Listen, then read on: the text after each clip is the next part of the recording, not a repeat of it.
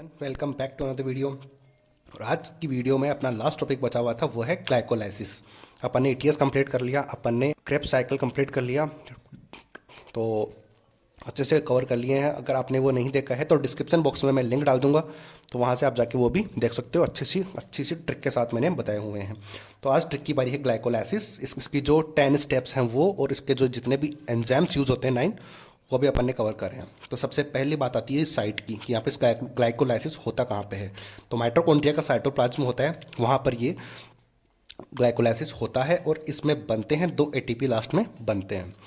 ठीक है, इतनी सी बात ध्यान रखनी है। बाकी मेन अपना फोकस रहेगा कि इसकी 10 स्टेप्स को कैसे याद रखें। ठीक है, तो उसकी तरफ अपन चलते हैं कि इसकी पहले ट्रिक है, वह कहानी के रूप में है। उस कहानी को आप पहले सुनो, उसके बाद अपन आगे की स्टेप करेंगे। तो अपनी की एक ट्रिक होने वाली है कि अपन ने एक वीडियो में जब ब्रीदिंग एंड गैसेस एक्सचेंज के अंदर अपन ने वहाँ पर किसी का दिल चुराया था। तो आज अपन दिल चुराने के साथ साथ आज अपन ने किसी को गर्लफ्रेंड भी बना ली है, अपने गर्लफ्रेंड का जुगाड़ भी कर लिया है। ठीक है, तो इस तरीके से एक कहानी के रूप में याद रहेंगे। तो इसको आप ध्यान से सुनो कि एक अपनी जीएफ है, अपन ने जीएफ बना ली है जो कि किसी पीजी में रहती है, और पीजी उसने एक कोचिंग ज्वाइन कर रखी है, अपनी नीट की तैयारी करने वाली होगी। ठीक है, अज्यूम कर लो कुछ भी आप, अब जीएफ होनी चाहिए। तो जीएफ है वो एक नई कोचिंग में उन्होंने एडमिशन लिया है। जो कोचिंग है वो नई नई बनी है। ठीक है, उस नई कोचिंग के पीजी के अंदर अपनी जीएफ रहती है। तो जीएफ से याद रख लेंगे। पहले पूरी कहानी सुन लो, उसके बाद बताता हूँ कि पहले पीजी में एक पीजी था। यानी कि जब कोचिंग नई नई बनती है तो उसमें कितने पीजी हो सकते हैं? एक ही पीजी होगा।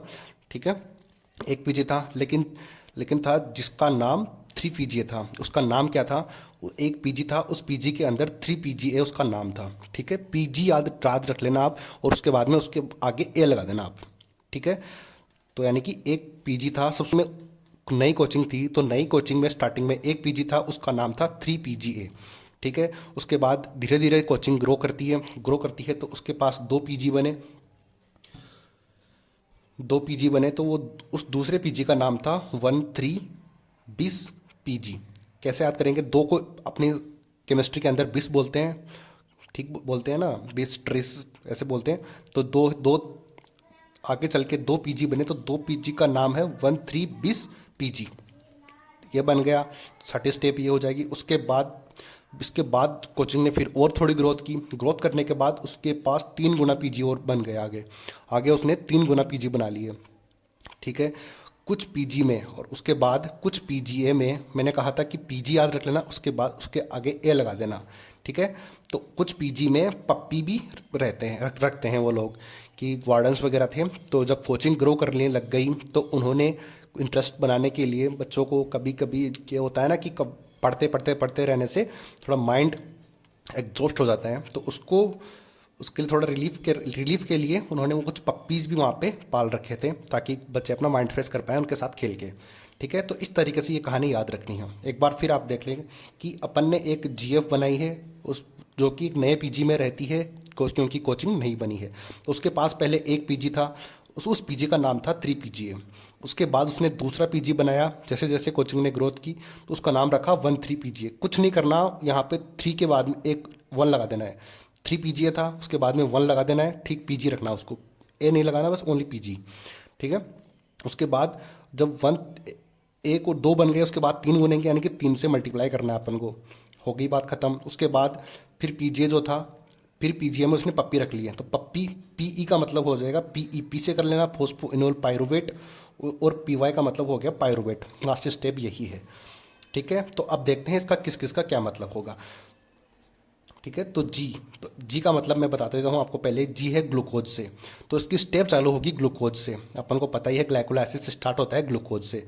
तो ग्लूकोज से पहली स्टेप है ग्लूकोज। तो ग्लूकोज के बाद में अगली स्टेप होगी ग्लूकोज 6 फॉस्फेट।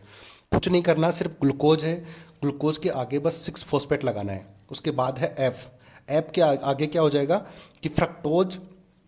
एफ से होगा फ्रक्टोज, और उससे अगली स्टेप हो जाएगी फ्रक्टोज 6 फॉस्फेट। आगे बात समझ में, इसलिए जीएफ से याद रखेंगे। जी से 2 चीज़ें हैं, पहले ग्लूकोज, उसके बाद जस्ट अगली है ग्लूकोज 6 फॉस्फेट, क्योंकि अपन को ग्लूकोज के आगे बस 6 फॉस्फेट लगाना है, वो याद रही जाता है। फिर आएगा फ्रक्टोज, अगली स्टेप आ जाएगी फ्रक्टोज 6 फॉस्फेट। अब देखते हैं अपन पूरी स्टेप। देखो स्टेप देखो, पहली है जीएफ से। जीएफ से याद रखेंगे, इस जी का मतलब हो गया ग्लूकोज 6, ग्लूकोज आ गया। सबसे पहले जी से मतलब हो जाएगा ग्लूकोज से। ग्लूकोज के बाद में मैंने कहा था कि बस 6 लगाना है और फॉस्फेट लगाना है। ग्लूकोज, ग्लूकोज के बाद में ग्लूकोज 6 फॉस्फेट, उसके बाद में एफ है, तो एफ से क्या करेंगे फ्रक्टोज, और फ्रक्टोज के बाद में है फ्रक्टोज 6 फॉस्फेट। इतनी स्टेप याद रह जाएगी सिर्फ जीएफ से, ठीक है। अगली स्टेप आ जाएगी 3 PGA। तो मैंने बताया था कि अपनी जीएफ कहाँ रहती है, पीजीए में रहती है। और पीजीए में सबसे पहले कौन सा पीजी था, उसका नाम रखा था, जो पहला पहला पीजी था उसका नाम था 3 PGA, उसका नाम 3 PGA रखा था। उसके बाद एक और पीजी बनाया उन्होंने, जैसे जैसे कोचिंग ने ग्रोथ की, तब उसका नाम रख दिया 1320 PG, ठीक है। इतनी ही बात थी ना, कि एक था तो 3 PGA उसका नाम था, जब दो थे तो आगे 1 लगा दिया, और वो का वो बस 20, क्योंकि दो हैं तो अपने केमिस्ट्री के हिसाब से नाम रखने के लिए 20 लगाते हैं, तो वो 20 आ गया, और वही का वही पीजी। अगली बात आती है, जब पीजी कितने गुने हुए, ट्रिपल हो गए, यानी कि ट्रिपल 3 से मल्टीप्लाई कर दो और वही पीजीए आ गई। इतनी बात समझ में। अगली बात आ गई कि 3 गुना हटाने के बाद पीजीए रखो ओनली। अब मैंने बताया इसलिए था कि कुछ पीजी में, यहाँ से याद रखेंगे, कुछ पीजी के अंदर पप्पीज भी रखते हैं, ठीक है। इससे समझ में आएगा ना। अब उसके बाद यानी कि कुछ पीजी में पप्पीज भी रहते हैं। पप्पी, पीईपी का मतलब हो जाएगा पीईपी, पप्पी, पप्पी डोग वाले होते हैं ना पप्पीज, तो पीई का मतलब हो गया PEP, phosphoenol pyruvate. Full form आप खुद देख लेना, बस याद रखना। मेन पॉइंट ये है, क्योंकि एग्जाम में तो सब कुछ फुल फॉर्म आएगी या फिर शॉर्ट नेम आएगा, तो अपन को सब कुछ लेके चलना है। और उसके बाद आ जाएगा पायरुवेट, लास्ट स्टेप है पायरुवेट। तो ग्लूकोज से पायरुवेट ही अपने ग्लाइकोलाइसिस में बनता है। अगर ये ट्रिक आपको समझ में नहीं आ रही है तो इसको 2-3 बार पढ़ के देखो, सब कुछ क्लियर हो जाएगा, ठीक है।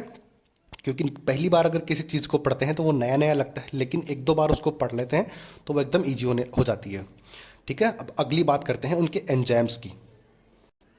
अब देखो एंजाइम्स याद करने का तरीका है कि हाय आरती। अब अपनी जीएफ का नाम क्या रखेंगे, आरती है। अगर किसी का नाम आरती है तो प्लीज़ बुरा मत मानना, अपना मेन टारगेट यही है कि बस याद करना है। बाकी इन बातों से कोई फ़र्क नहीं पड़ता कि नाम क्या है किसी किसी का, बट अपनी ट्रिक के अंदर अगर वो कोई नाम आ रहा है तो मुझे वो लिखने में कोई दिक्कत नहीं है। तो आई होप कि आप इस बात को समझोगे, ठीक है। तो हाय आरती, जीके में पागल हो। आरती को अपन पूछ रहे हैं कि हाय आरती, क्या जीके पढ़ने में पागल हो क्या। इस तरीके से याद रख लो आप कि आरती जो है उसको जीके बहुत पसंद है, तो वो जीके पढ़ने में पागल है। तो अपन उसको वही यही पूछ रहे हैं कि हाय आरती, जीके में पागल हो क्या, जीके में पढ़ने के लिए पागल हो क्या, जीके में पागल हो क्या। किसी भी तरीके से याद रख लो, बट इस तरीके से आपको याद रह जाएगा, ठीक है। आपको अगर ये चीज़ें आ गई ना तो फिर आप खुद से भी कोई ट्रिक बना लेना यार, अगर ये याद रहती है तो वेरी गुड है। तो एच का मतलब हो जाएगा हेक्सोकाइनेज। एच का मीन्स हेक्सोकाइनेज, आई का मीन्स आइसोमरेज। नंबरिंग भी मैंने की हुई है कि फर्स्ट पे कौन सा आएगा, सेकंड पे कौन सा आएगा। तो ए का मतलब हो जाएगा एल्डोलेज, आर का कोई मीनिंग नहीं है। टी आई का मतलब हो जाएगा triose phosphate isomerase, T I का मीनिंग हो जाएगा ट्रायोज फोस्फेट आइसोमरेज। फिर उसके बाद आ जाएगा जी का मतलब यानी कि ग्लिसरैल्डिहाइड 3 फोस्फो डिहाइड्रोजिनेज, फोस्फेट डिहाइड्रोजिनेज। और के का मीनिंग आ जाएगा काइनेज। एग्जाम में आएगा तो पूरा नाम आएगा, अपन को बस एक ट्रिक से याद रखना है कि हाँ क्या क्या हो सकता है, बस बाकी सारी हिंट नीट वाले दे देते हैं यार। ये ऑब्जेक्टिव क्वेश्चंस का यही तो फ़ायदा होता है। तो एम का मतलब में से एम का मतलब हो जाएगा म्यूटेज, ई का मतलब हो जाएगा इनोलेज, और पागल है मतलब पायरुवेट काइनेज। हो का कोई मीनिंग नहीं है। तो इस तरीके से अपने एंजाइम भी याद हो गए अच्छे से, और ट्रिक दोनों की आपको समझ में आ गई होगी। तो अब मैं एक बार फिर से आपको इस साइट बता देता हूँ कि तीनों स्टेप्स मैंने करवा दिए हैं। आप मैं डिस्क्रिप्शन में लिंक भी डाल दूंगा, सब देख लेना आप। तो ग्लाइकोलाइसिस कहाँ पे होता है, ग्लाइकोलाइसिस होता है साइटोप्लाज्म में, क्रेब्स साइकिल होता है मैट्रिक्स में, और ईटीएस होता है कि इंटर माइटोकॉन्ड्रियल जो मेम्ब्रेन होती है वहाँ पे परफॉर्म होता है। आई होप कि आपको ये समझ आया होगा। अगर वीडियो ज़रा सा भी हेल्पफुल लगा है तो वीडियो को लाइक ज़रूर करना और चैनल को सब्सक्राइब ज़रूर करना। मिलते हैं अगले वीडियो में। Thank you so much.